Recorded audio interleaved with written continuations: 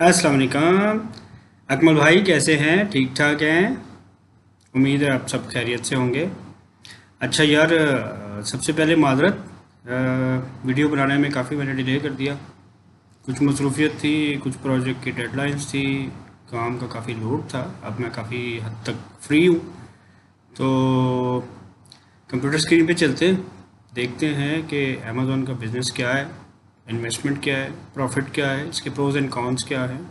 चलिए, इस वीडियो में हम लोग डिस्कस करेंगे कि अमेज़ॉन पे काम करने के कौन कौन से तरीके हैं, किस तरह से हम लोग अमेज़ॉन के साथ काम कर सकते हैं, सर्विस मॉडल्स क्या क्या हैं, और अमेज़ॉन है क्या, अमेरिका की इकोनॉमी क्या है, अमेज़ॉन किस तरह से कमाता है, और हम लोग अमेज़ॉन पे काम कैसे कर सकते हैं।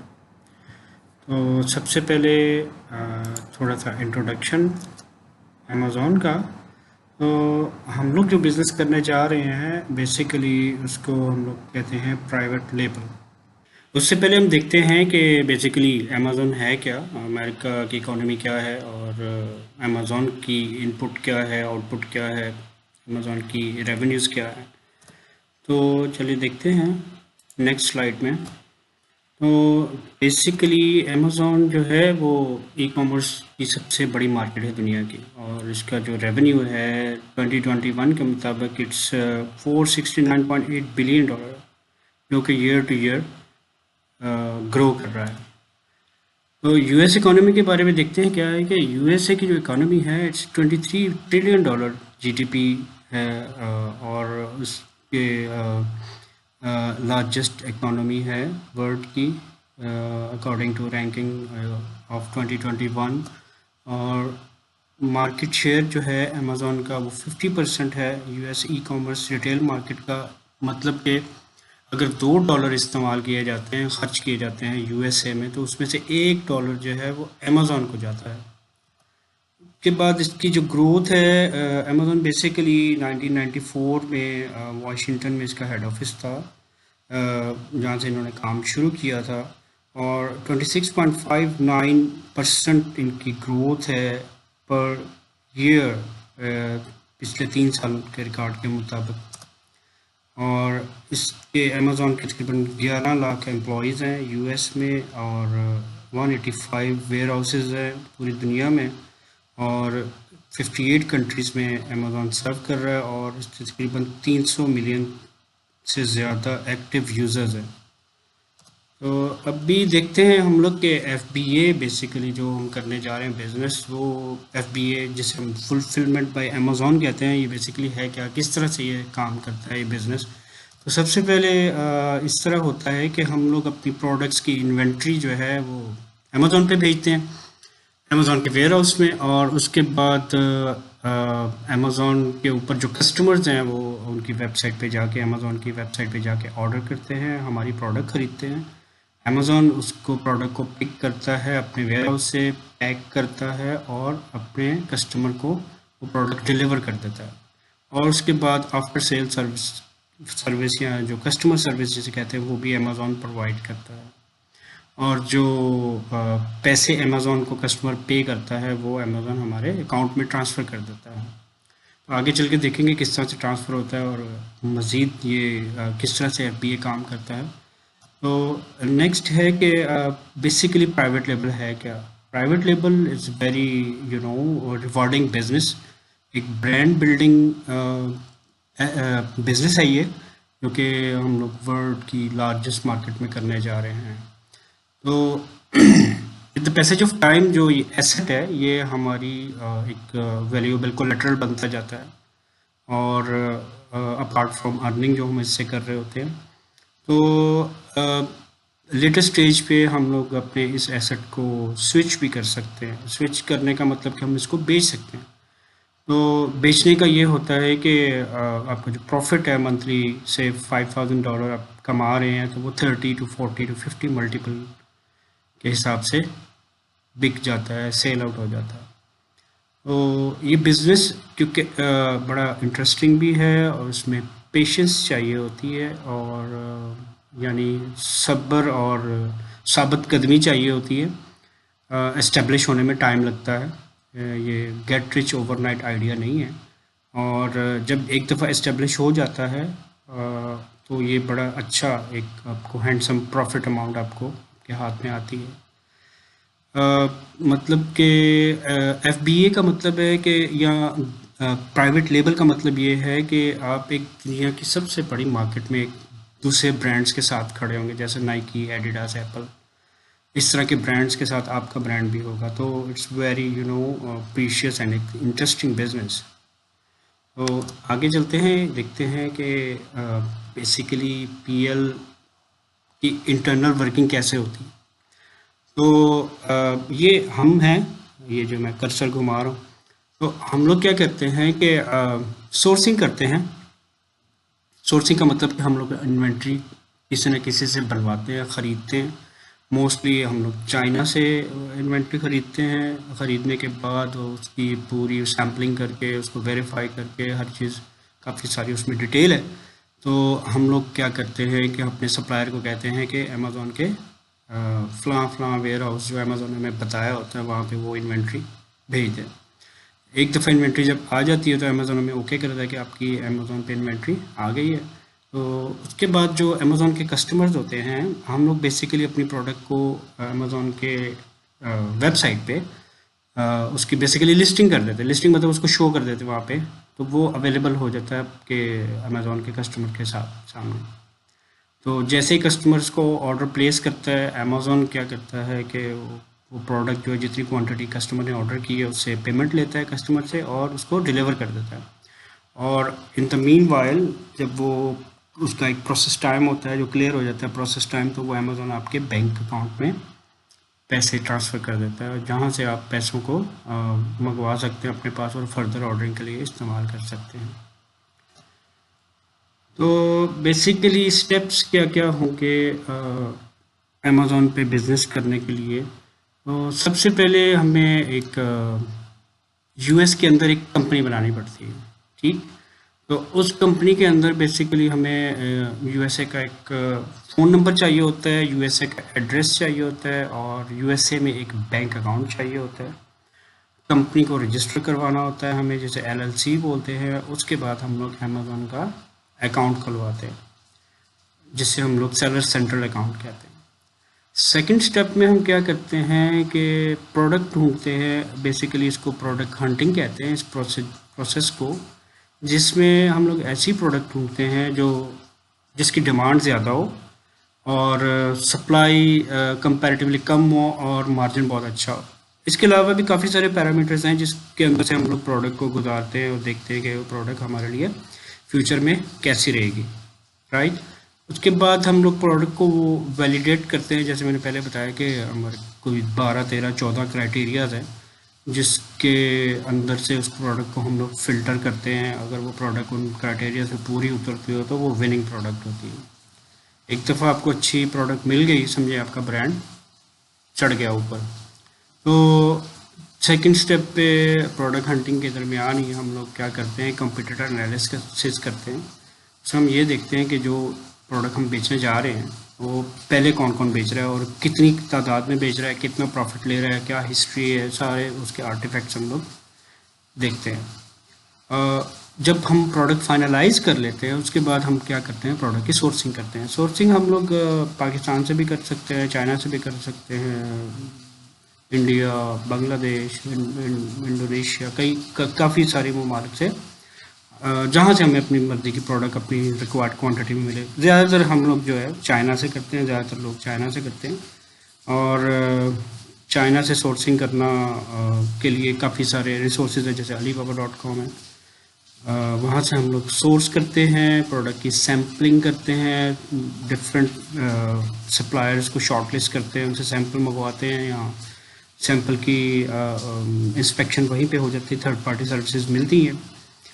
उसके बाद जब हम लोग एक सप्लायर को फाइनल कर देते हैं तो हम लोग उसका प्रोडक्ट का फिर ब्रांडिंग करते हैं, उसका बॉक्स डिज़ाइन करते हैं और उसकी बाकी सारी चीज़ें अमेज़ॉन के रिक्वायरमेंट के मुताबिक बना के हम लोग की फ़ोटोग्राफी, प्रोडक्ट की वीडियोग्राफी, और फिर हम लोग क्या करते हैं कि उसको सप्लायर को पेमेंट करते हैं और उसे कहते हैं कि अमेज़ॉन के फ़लाँ वेयर हाउस जो हमें अमेज़ॉन में, जब हम अमेज़ॉन के अकाउंट में जाके शिपमेंट क्रिएट करते हैं तो अमेज़ॉन हमें बताता है कि ये आपने हमारे इस वेयर हाउस पे न्यूयॉर्क में या शिकागो में या किसी भी स्टेट में जहाँ अमेज़ॉन हमें कहेगा, हम लोग अपने सप्लायर से कहेंगे कि वो प्रोडक्ट जो है शिपमेंट की पूरी इन्वेंट्री जो है ना वहाँ पे भेज दें।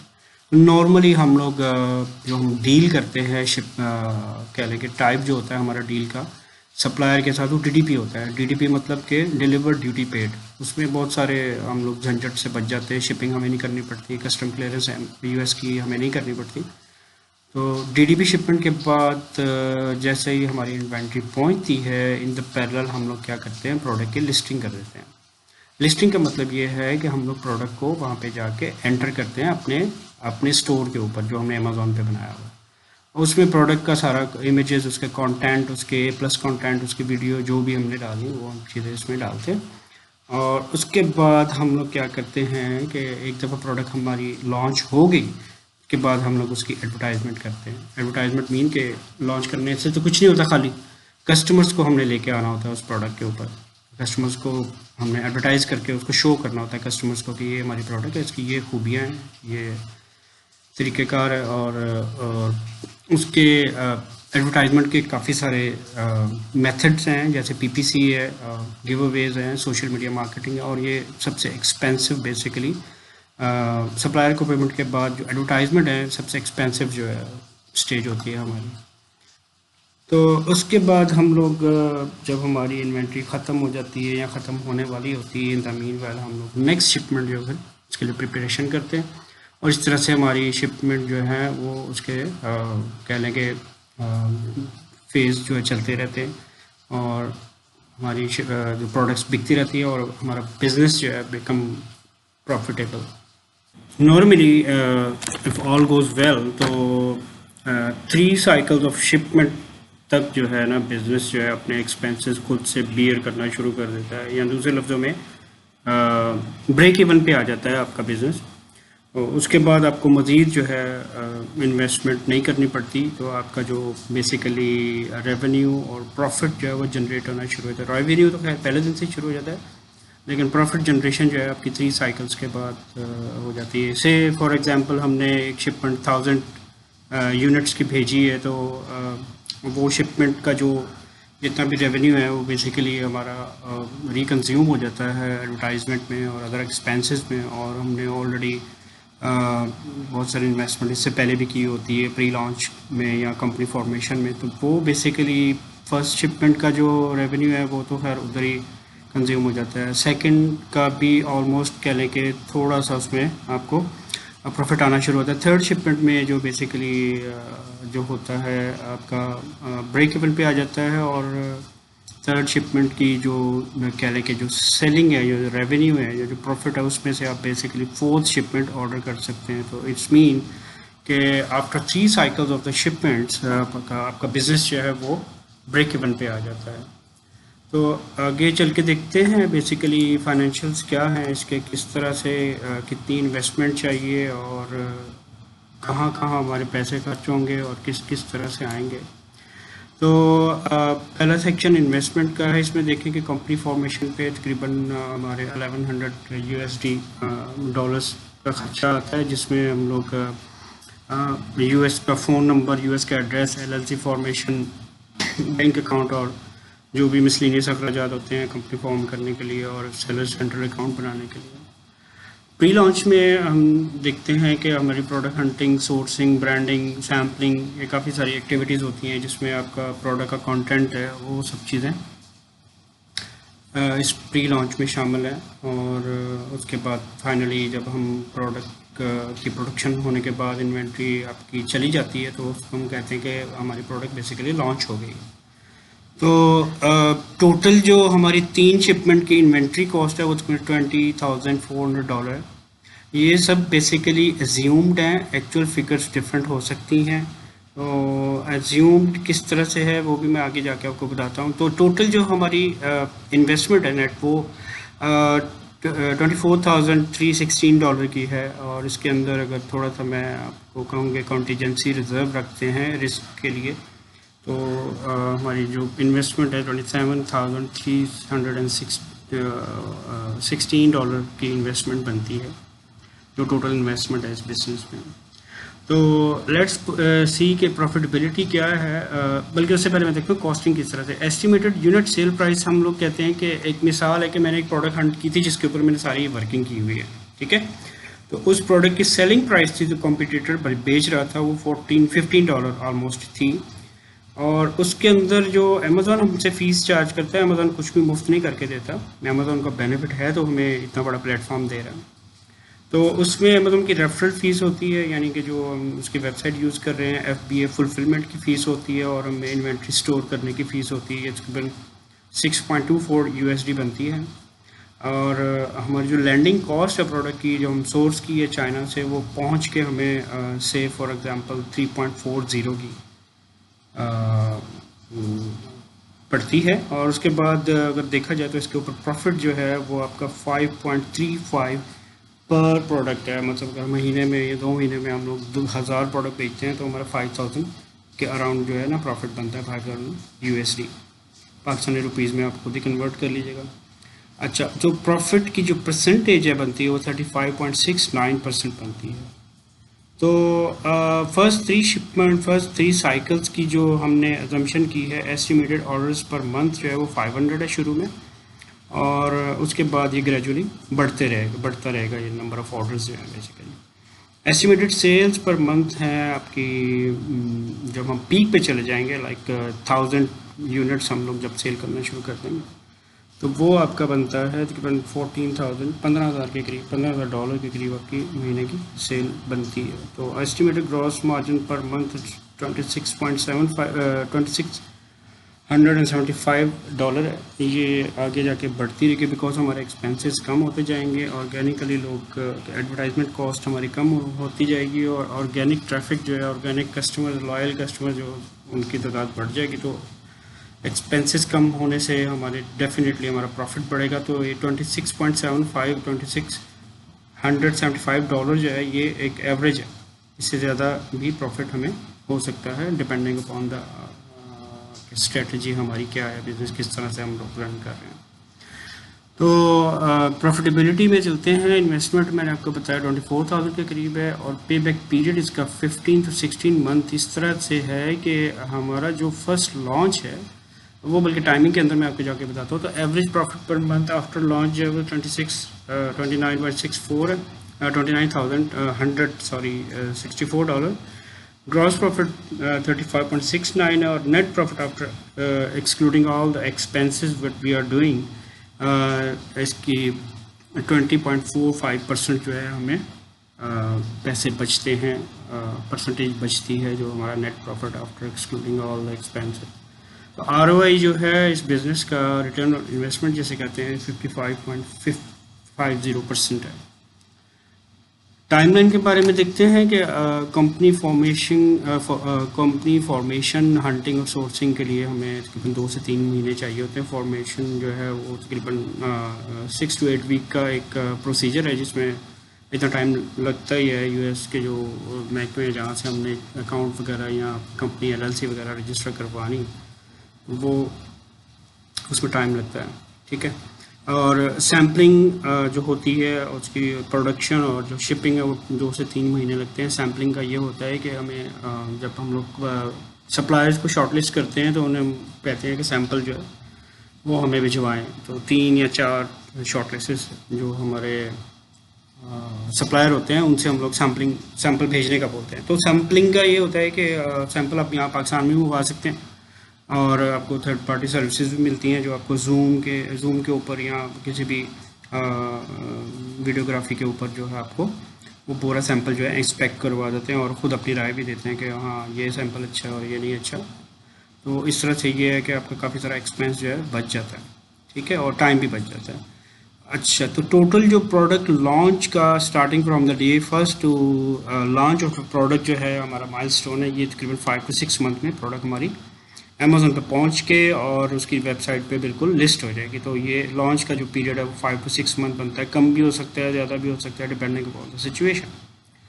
अच्छा, तो 3 मैंने पहले भी बताया कि 3 शिपमेंट एटलीस्ट हमें चाहिए होती हैं to become the business, to get into the profit, right. तो टोटल टाइम जो रिक्वायर्ड है हमें प्रॉफिटेबल होने का, वो 10 to 12 मंथ बनता है इस हिसाब से। तो आगे चलते हैं, कुछ इसके ग्राफ्स देखते हैं किस तरह से है कि